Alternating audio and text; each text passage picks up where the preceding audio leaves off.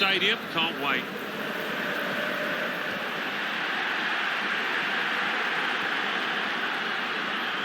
Barcelona's line-up here. Marc-Andre ter Stegen starts in goal.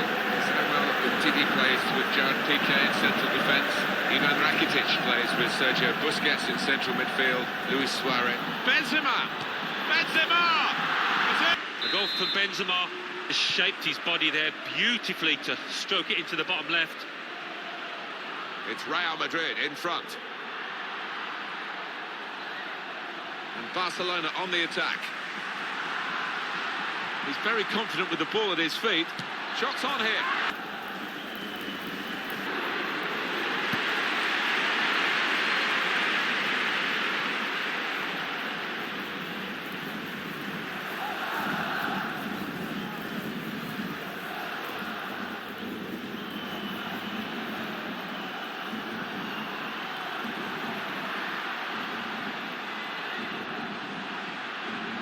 This looks dangerous from Messi.